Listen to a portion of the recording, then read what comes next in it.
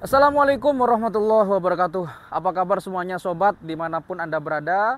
Mudah-mudahan keadaannya selalu dalam keadaan sehat walafiat, baik-baik saja, tidak kekurangan satu apapun. Kita berjumpa lagi di channel Z2H Insight. Terima kasih yang sudah bergabung dan yang baru menemukan channel ini. Saya ucapkan terima kasih banyak. Mudah-mudahan channel ini bisa memberikan edukasi serta manfaat kepada Anda semua sekeluarga. Dan untuk yang baru bergabung, saya ucapkan terima kasih. Selamat bergabung. Selamat menikmati channel ini, channel yang masih pemula. Dan saat ini saya tengah berada di sebuah pantai ya. Di belakang saya ada pantai. Biasanya saya kalau nge-take video di sini. Dan hari ini saya akan membuat video kita sambil berjalan karena kita sambil menyusuri pantai yang ada di belakang saya ini. Dan tema yang akan kita bahas pada edisi video kali ini merupakan sebuah tema tentang pendidikan kembali. Di video kemarin kita sudah membahas tentang tema-tema pendidikan, kemudian tema-tema kebahasaan, sains, dan seterusnya. Pada edisi kali ini kita akan mencoba membahas sebuah fenomena pendidikan, tepatnya dunia pendidikan tinggi atau higher education. Untuk Anda biasanya yang sudah lulus SMA, SMK, SMA, ataupun program dinia formal, biasanya Anda ingin melanjutkan ke perguruan tinggi kalau tidak langsung bekerja. Nah, di Indonesia itu terdapat banyak sekali perguruan tinggi seperti yang kita ketahui. Ada yang di bawah naungan Depak, ada yang di bawah naungan Ristek Dikti dan seterusnya. Tetapi ini menjadi blunder tersendiri ya. Kenapa? Karena ketika semakin banyak lulusan, maka semakin banyak pula pengangguran yang dihasilkan dari perguruan tinggi tersebut. Tapi saya tidak mengatakan semua, tapi semakin menjamurnya perguruan tinggi, ini berarti menandakan bahwa nanti lulusannya juga terserapnya kepada dunia kerja itu sangat minim sekali. Ini yang akan kita bahas pada episode kali ini. Ayo kita jalan-jalan dan sambil lihat intronya.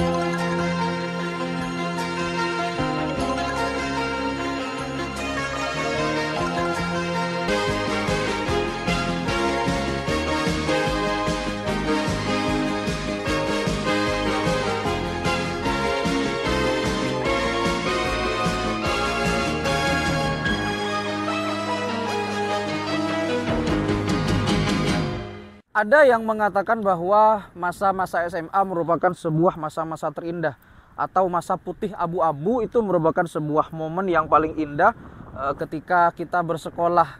Karena di momen SMA terjadi sebuah cinta monyet, kemudian cinta lokasi, nongkrong bersama teman, bolos sekolah, tidak mengerjakan PR dan seterusnya. Itu berarti kita pernah merasakan momen-momen indah pada waktu itu.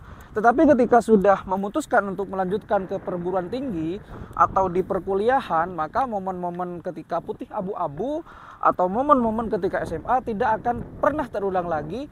Karena di pendidikan tinggi itu berbeda dengan SMA. Di perguruan tinggi kita diberi kebebasan, kita diberi lebih mengembangkan diri, kita lebih diberikan potensi-potensi yang tidak ada di SMA dan seterusnya. Bahkan organisasi-organisasi banyak yang tersebar di perguruan tinggi, baik intra maupun ekstra. Nah, ironisnya adalah banyak sekali pendidikan tinggi yang ada di Indonesia ini, baik yang di bawah naungan Departemen Agama ataupun di bawah naungan Kemenristek ya, Kemenristek Dikti, Kemendikbudristek Dikti maksud saya. Nah, apa masalahnya? Masalahnya adalah kita mengetahui bahwa negara kita Indonesia ini merupakan sebuah negara terbesar keempat penduduknya yang terpadat di dunia. Setelah Cina, India, Amerika, dan Rusia, kemudian ada Indonesia kalau tidak salah ya. Kalau saya salah silakan dikomentari. Nah, apa blundernya? Blundernya begini. Memang pada dasarnya setiap manusia merupakan setiap manusia di dunia ini itu berhak untuk mendapatkan pendidikan yang terbaik dan mengenyam pendidikan setinggi-tingginya. Apapun itu dilindungi oleh konstitusi. Apalagi di Indonesia. Karena di Indonesia sendiri orang-orang sudah mulai sadar bahwa pentingnya dunia pendidikan sejak dini. Sampai yang level tertinggi pun mereka berhak. Bahkan beasiswa pun sekarang banyak tersebar di luar sana. Tetapi mari kita lihat banyak sekali lembaga-lembaga formal yang berdiri di Indonesia. Ini kita tidak membahas tentang efek negatifnya ya, tetapi blundernya itu sendiri. Belum lagi kita membahas tentang pesantren-pesantren yang banyak mendirikan pendidikan formal, yang banyak mendirikan lembaga-lembaga seperti perguruan tinggi dan seterusnya, yang memang itu diperuntukkan bagi santri-santrinya ataupun para siswa-siswa yang tidak diterima di perguruan tinggi negeri, kemudian mereka akhirnya lari kepada perguruan tinggi swasta. Tentunya dengan berbagai macam pertimbangan ya, entah dari lokasinya, dari SPP-nya, dari program studinya, ataupun dari kesempatan bekerja. Nah, ini menariknya adalah keywordnya adalah kesempatan bekerja ketika lulus. Jadi begini, di saat orang-orang seusia Anda lulus SMA, mereka memutuskan untuk tidak melanjutkan kuliah karena berbagai pertimbangan. Salah satunya adalah mereka ingin berkeluarga atau mereka ingin langsung bekerja. Anda masih harus kuliah, masih harus sibuk dengan skripsi, dengan SPP, dengan UKT dan seterusnya. Nah, ketika Anda lulus kan ujung-ujungnya Anda bekerja, mencari kerja. Nah, ketika Anda lulus, Anda kan menghabiskan lebih kurang waktu 3,5 tahun atau 4 tahun, atau bahkan ada yang lebih dari itu kalau Anda kuliah di negeri atau di kampus-kampus yang memang sangat SOP banget ya, sangat standar operational prosedur sekali.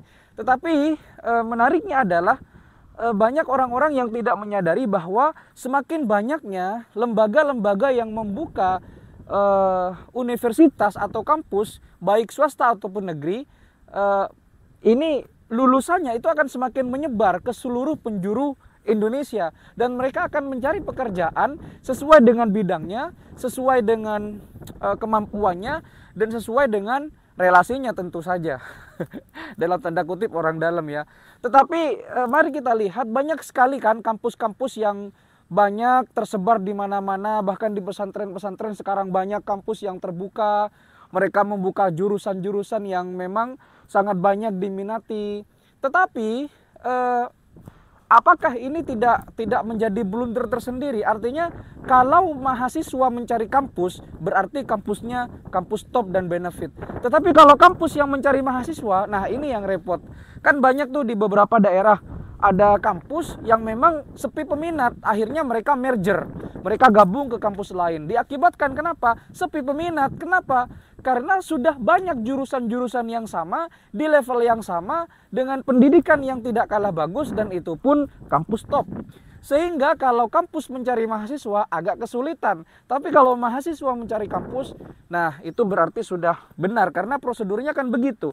Bukan kampus mencari mahasiswa, tapi mahasiswa mencari kampus. Kan begitu prosedurnya.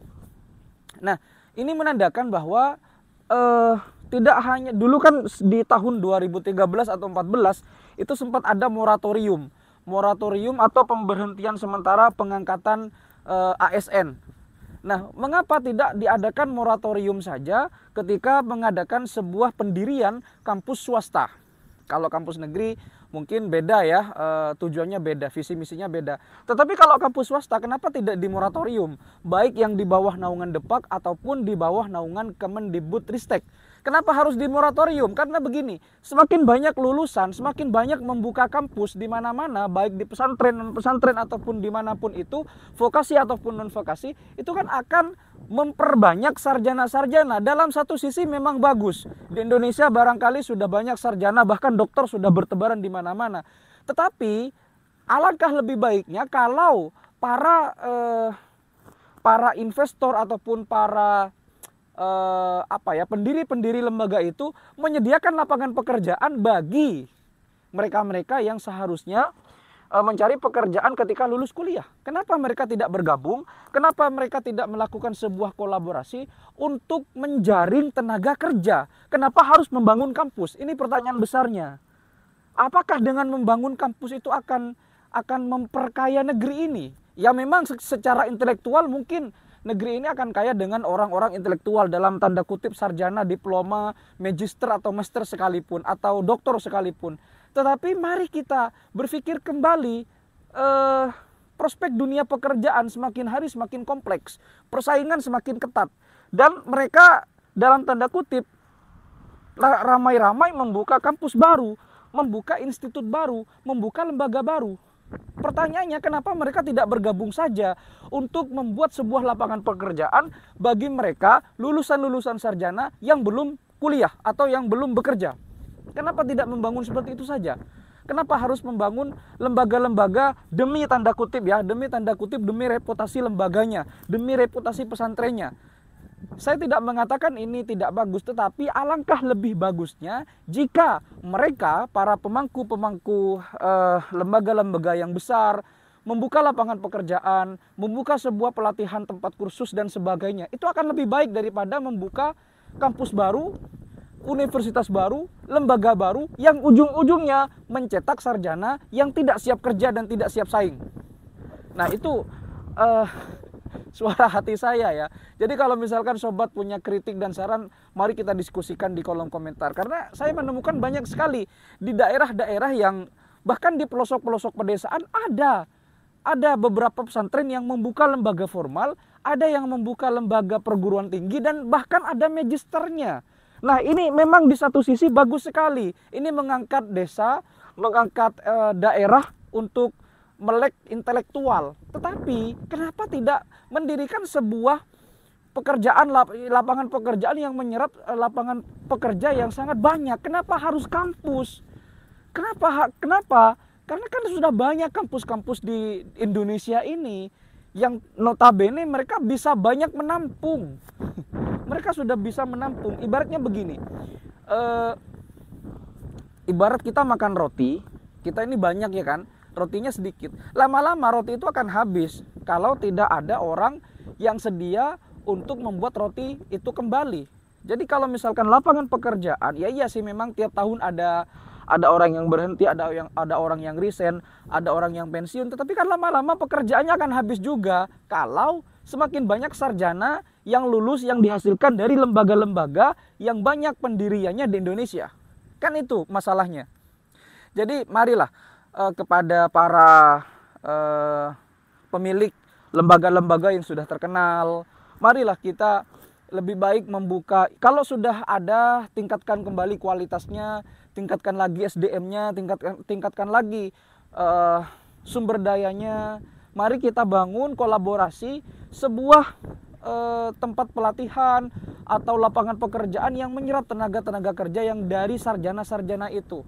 Ya memang sih tidak sedikit orang yang sukses dari alumni-alumni keserjanaan, tetapi banyak di luar sana orang-orang yang barangkali kampusnya sangat sepi peminat, bahkan SPP-nya untuk beberapa semester digratiskan saking tidak nemu mahasiswa.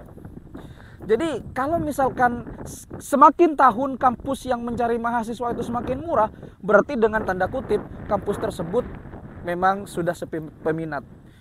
Dan berarti sudah sangat banyak kampus-kampus yang tersebar di negeri ini. Bukankah lebih baik mereka membangun sebuah lapangan pekerjaan yang bisa menyerap tenaga-tenaga pekerja yang siap bersaing? Bukankah itu lebih penting dari sekedar reputasi lembaga? Terima kasih sudah menyimak.